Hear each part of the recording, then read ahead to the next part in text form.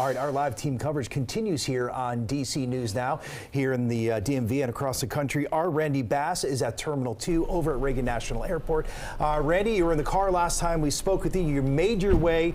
I know it was shut down for a while. The roads were shut down. You're now at DCA Terminal 2. Just give us the mood where you are and what you're seeing right now, Randy. Yeah, Chris, I think our aviation expert there, Seth, really just summed it up in one word, which is heartbreaking, just really absolutely devastating. And that really just matches some of the pictures and images we are seeing come out of DCA right now. I want to give you a better look at what we're seeing right here on the ground. I mean, this is a police, fire, and EMS response like many of us haven't seen for decades here in the district and in and around the DMV. You just heard that this is still a very active rescue mission right now. We have not heard any information about confirmed fatalities, any information about confirmed injuries. All we know, there were 64 people on board that plane, 3 people on board that military helicopter that collided with each other. 67 lives changed forever. Not to mention, though, their friends, their families, their loved ones, which are all waiting. Some of them were here, waiting to pick them up here at Reagan National Airport. That plane was just moments away from touching down on runway 33 when it collided with that helicopter. And you're just starting to see, you know, the gravity of this response right now.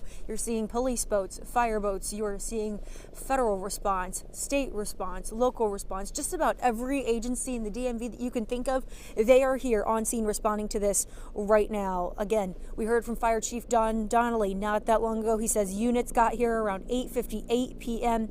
Coming up now on that four-ish hour mark here, 4.5 hours now. About 300 responders were working with those fire boats across the region. Also saying that those conditions that they are facing out there right now, it is frigid cold right now in the 30s and 40s in this area.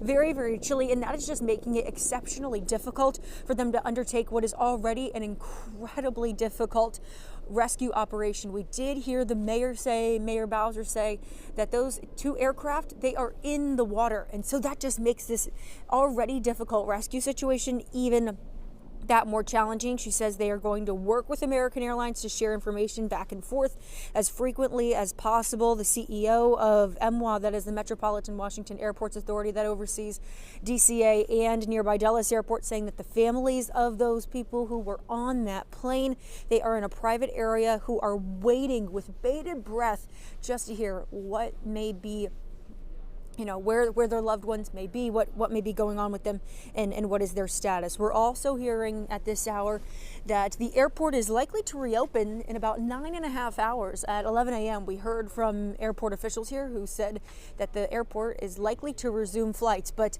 I mean, I flew into DCA here, this you know, similar route from the Midwest into DCA just a few days ago.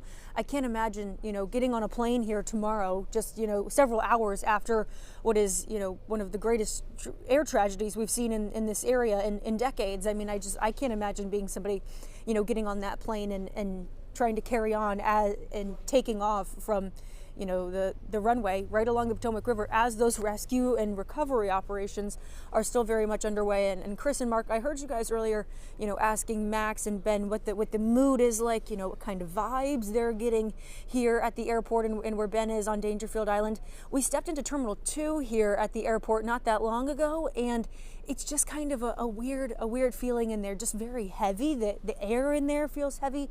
There's not very many people around, but just the attitudes, everybody is very somber and sad, and it's just everybody, you know, inside, we've got that big long glass wall that stretches along Terminal 2. If you've flown through this airport, you know what I'm talking about. So people who have been waiting inside throughout this operation, they've been able to see this happening in real time, and it's really something to see, really something to behold.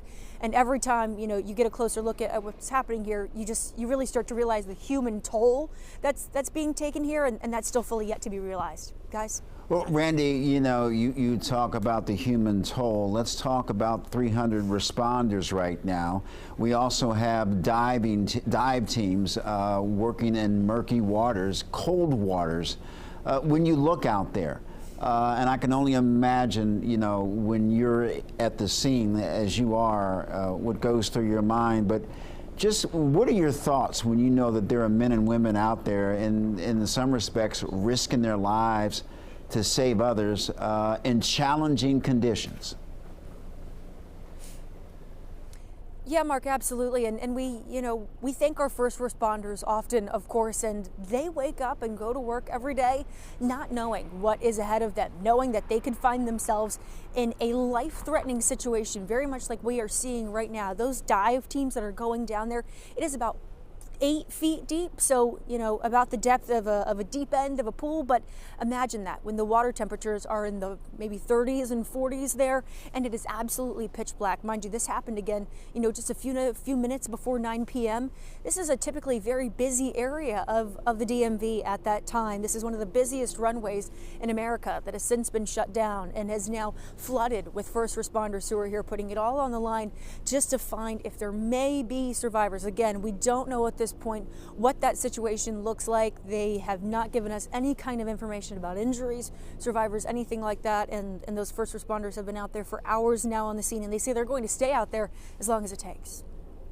Bass live at Terminal 2 at DCA. Thank you very much. All right, Randy.